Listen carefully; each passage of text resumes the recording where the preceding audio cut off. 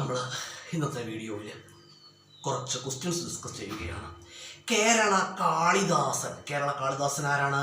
കേരളവർമ്മ വലിയ കോയി തമ്പുരാനാണ്. കേരളവർമ്മ വലിയ കോയി തമ്പുരാൻ. കേരളവർമ്മ വലിയ കോയി തമ്പുരാൻ is known as Kerala Kalidas. അതുപോലെ കേരള വ്യാസൻ എന്നറിയപ്പെടുന്നു. കേരള വ്യാസൻ ആരാണെന്നറിയാമോ? കൊടുങ്ങല്ലൂർ കുഞ്ഞിക്കുട്ടൻ തമ്പുരാൻ is known as Kerala Vyasan. അതുപോലെ പറയുകയാണെങ്കിൽ കേരള പാണിനി എന്നറിയപ്പെടുന്ന ആരാണ്? AR ആണ്. കേരള പാണിനി ആരാണ്? AR രാജരാജവർമ്മയാണ്. AR Raja Raja Varma is known as Kerala Panini. അതുപോലെ തന്നെ കേരള സൈഗാൾ എന്നറിയപ്പെടുന്നു. ആരാണ്? P. പരമേശ്വരൻ നായരാണ്. കേരള സൈഗാൾ എന്നറിയപ്പെടുന്ന P. പരമേശ്വരൻ നായരാണ്. ഓർത്ത് വെച്ചുകൊള്ളുക. P. Parameswaran Nair is known as Kerala Saigal. അതുപോലെ തന്നെ കേരള ഹമ്മിങ് വേ എന്നറിയപ്പെടുന്നു. ആരറിയപ്പെടുന്നു? MT Vasudevan Nair is known as Kerala Hemingway. അതുപോലെ തന്നെ കേരള ശ്രീഹർഷൻ എന്നറിയപ്പെടുന്നു. ആരാണ്? Ulloor S. Parameswarayyar is known as Kerala Sreeharshan. അതുപോലെ തന്നെ പറയുകയാണെങ്കിൽ കേരള ടാഗോർ എന്നറിയപ്പെടുന്നത് വള്ളത്തോളാണ് കേട്ടോ. Vallathol is known as Kerala Tagore. അതുപോലെ തന്നെ കേരള ടാഗോർ എന്നറിയപ്പെടുന്നതാണ് വള്ളത്തോളാണ്. Vallathol is known as Kerala Tagore. അതുപോലെ തന്നെ പറയുകയാണെങ്കിൽ കേരള വാൽമീകി എന്നറിയപ്പെടുന്ന ആരാണ്? അതുപോലെ തന്നെയാണ് കേരള വാൽമീകി എന്നറിയപ്പെടുന്നത് അത് തന്നെയാണ് വള്ളത്തോൾ തന്നെയാണ്. Vallathol is also known as Kerala Valmiki എന്നറിയപ്പെടുന്നു ആര് തന്നെയാണ്? വള്ളത്തോൾ തന്നെയാണ്. കേരള ഓർഫ്യൂസ് എന്നറിയപ്പെടുന്നു ആരാണ്? Changampuzha Krishna Pillai is known as Kerala Orpheus. അതുപോലെ പറയുകയാണെങ്കിൽ കേരള കിസിഞ്ചർ എന്നറിയപ്പെടുന്നു ആരാണ്? ബേബി ജോൺ ആണ്. Baby John is known as Kerala Kissinger. അതുപോലെ പറയുകയാണെങ്കിൽ കേരള കിസിഞ്ചർ കേട്ടോ. അതുപോലെ പറയുകയാണെങ്കിൽ കേരള ചോസർ എന്നറിയപ്പെടുന്നു Cheeramakavi is known as Kerala Chaucer. അതുപോലെ കേരള സ്കോട്ട് എന്നറിയപ്പെടുന്നു CV Ramanpillai is known as Kerala Scott എന്നറിയപ്പെടുന്നത് CV രാമൻപിള്ളയാണ്. അതുപോലെ പറയുകയാണെങ്കിൽ കേരള സിംഹം എന്നറിയപ്പെടുന്നു ആരാണ്? Pazhassiraja. Lion of Kerala. Answer എന്താണ് കേട്ടോ? കേരള സിംഹം എന്ന് തന്നെ പറയും. കേരള സിംഹം ആരാണ്? Pazhassiraja is known as Kerala സിംഹം എന്നറിയപ്പെടുന്നത് പഴശ്ശിരാജയാണ്. കേരള ഗാന്ധി എന്നറിയപ്പെടുന്ന ആരാണ്? K. കേളപ്പനാണ്. Kelappan is known as Kerala Gandhi. Kerala Gandhi എന്നറിയപ്പെടുന്നത് K. കേളപ്പനാണ്. കേരള ഗാന്ധി എന്ന് അറിയപ്പെടുന്നത്. അതുപോലെ തന്നെ വളരെ പ്രധാനപ്പെട്ട ക്വസ്റ്റ്യനാണ്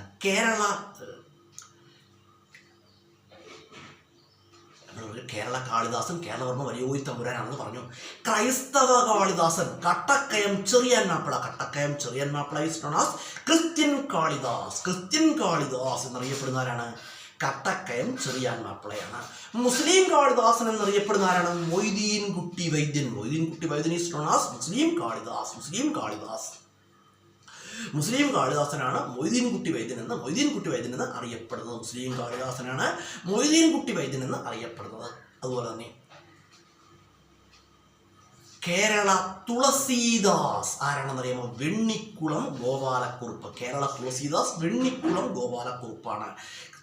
Vennikulam Gopalakurup is known as Kerala Tulsidas.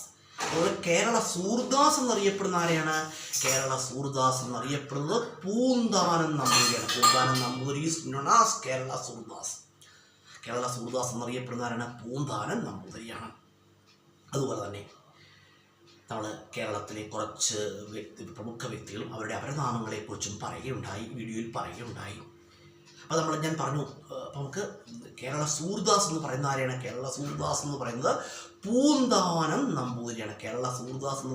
Poonthanam നമ്പൂതിരിയാണ്.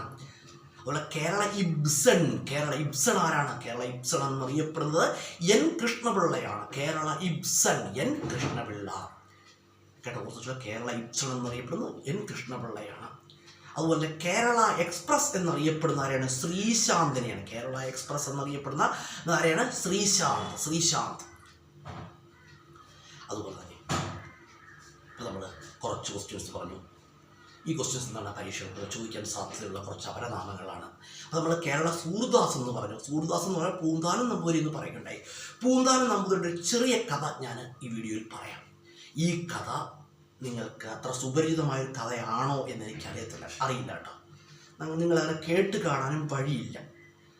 അതുപോലെ തന്നെ എനിക്കും ഈ കഥ ഒരു പുത്തൻ അറിവാണ് കേട്ടോ ഉള്ളത്. നിങ്ങളോട് പറയാം, പുത്തൻ അറിവാണ്. എനിക്കും ഈ കഥയെക്കുറിച്ച് നേരത്തെ അറിയില്ലായിരുന്നു. ഞാൻ അടുത്ത സമയത്ത് ഒരു വീട്ടിൽ ഷെൽഫ് വൃത്തിയാക്കുന്നതിനിടയിൽ ഷെൽഫ് വൃത്തിയാക്കിയപ്പോൾ അവിടെ ഒരു പേപ്പർ പഴയ വർഷങ്ങൾക്ക് മുമ്പുള്ളത് മാഗസിൻ്റെ പേപ്പറാണ് അവിടെ മാഗസിനല്ല ഏതോ ഒരു പഴയകാല മാഗസിൻ. അപ്പോൾ മാഗസിനിൽ ഞാൻ കണ്ട ഒരു മാസികയിൽ ഞാൻ കണ്ടതാണ് പൂന്താനം നമ്പൂതിരിയുടെ ഒരു ചെറിയ കഥ കേട്ടോ. ഇത് നിങ്ങൾക്ക് അറിയില്ല എന്ന് എനിക്ക് തോന്നുന്നു, അറിയാൻ സാധ്യതയില്ല. ഈ കഥ നിങ്ങൾക്ക് അറിയാൻ സാധ്യതയില്ല.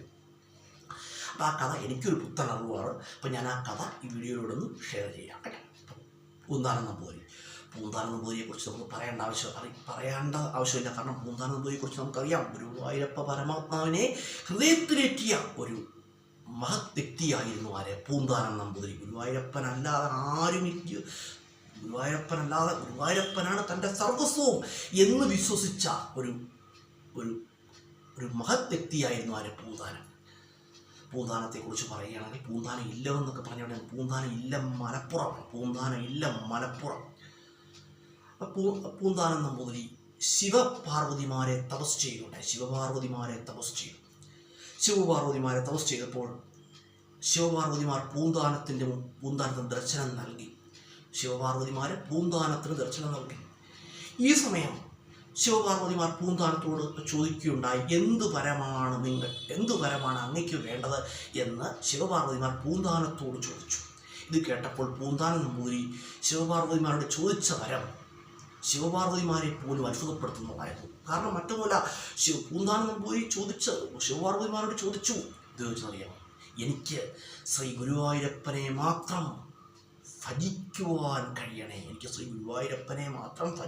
കഴിയണേ എന്നൊരു വരം തനിക്ക് നൽകുവാൻ പൂന്താനം നമ്പൂതിരി ശിവപാർവതിയോട്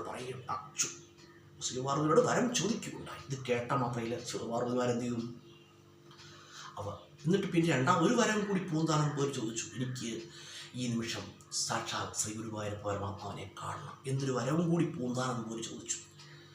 ഈ സമയം ശിവപാർവതിമാർ എന്ത് ചെയ്തു? പൂന്താനത്തിന് ദർശനം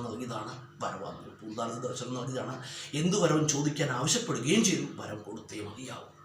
ഈ സമയം ശിവനും പാർവതിയും കൂടെ ഒന്നാവുകയും സാക്ഷാൽ ശ്രീ ഗുരുവായൂരപ്പനായിട്ട് പൂന്താനത്തിന് ദർശനം നൽകുകയും ചെയ്തു കേട്ടോ. ഈ കഥ നിങ്ങൾക്കറിയാൻ വഴിയില്ല കേട്ടോ. എനിക്കും ഈ കഥ ഒരു പുത്തൻ അറിവാണ്. ഞാൻ അടുത്ത സമയത്ത് അലമാര വൃത്തിയാക്കുന്നതിനിടയിൽ കിട്ടിയൊരു പേപ്പർ, ഒരു മാസികയുടെ പേപ്പർ. ആ പേപ്പറിൽ നിന്നാണ് ഞാൻ ഈ കഥ വായിച്ചെടുത്തത്. അപ്പോൾ ഞാൻ വിചാരിച്ചു ഈ കഥ നമ്മുടെ ഫ്രണ്ട്സിനോട് ഷെയർ ചെയ്യാം. അതിന് പ്രകാരമാണ് ഞാൻ ഈ കഥ ഫേസ്ബുക്കിലൂടെ അല്ലെങ്കിൽ യൂട്യൂബിലൂടെ നിങ്ങളിലേക്ക് എത്തിക്കുന്നത് കേട്ടോ. ഇതൊന്ന് പൂന്താനത്തിൻ്റെ ഈ കഥയിൽ നിന്ന് നമുക്ക് മനസ്സിലാക്കേണ്ട ഒരു വസ്തുതയുണ്ട്. ഈശ്വരൻ എന്താണ്? ഈശ്വരൻ ഒന്നേ ഉള്ളൂ. ഈശ്വരനെ പല രൂപത്തിൽ ആരാധിക്കുകയാണ്. പല ഭാവത്തിൽ നമ്മൾ എന്ത് ചെയ്യും? ഈശ്വരനെ ആരാധിക്കുകയാണ്.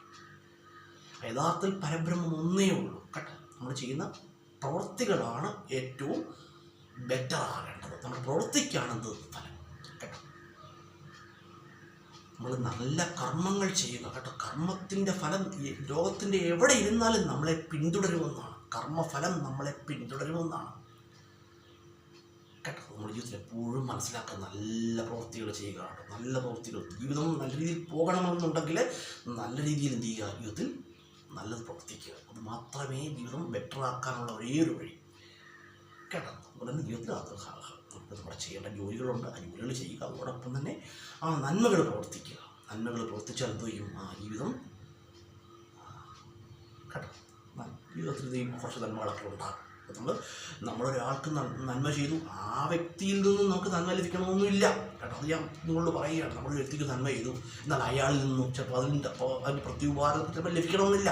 പക്ഷേ നമുക്ക് ജീവിതത്തിൽ നമ്മൾ സ്വപ്നത്തിൽ പോലും കാണാത്തൊരാളിൽ നിന്നായിരിക്കും നമ്മൾ ചെയ്ത നന്മയുടെ ഫലം നമുക്ക് ലഭിക്കുന്നത്. അതുപോലെ തന്നെയാണ് തിന്മയും കേട്ടോ. ഒന്നും പറയുക, നമ്മളൊരാളോട് തിന്മ ചെയ്തു കഴിഞ്ഞാൽ അതിൻ്റെ ഫലം എന്തായും 10 മടങ്ങായിട്ട് നമുക്ക് തിരിച്ചു ലഭിക്കുമെന്നാണ്. അതുകൊണ്ട് ജീവിതത്തിൽ എന്ത് ചെയ്യുക? ജീവിതത്തിൽ നല്ലത് പ്രവർത്തിക്കുക കേട്ടോ. നല്ലത് ചിന്തിക്കാനും പ്രവർത്തിക്കാനും നമുക്ക് കഴിയണം. അതാണ് ജീവിതത്തിലെ ഏറ്റവും വലിയ മുതൽക്കൂട്ട്.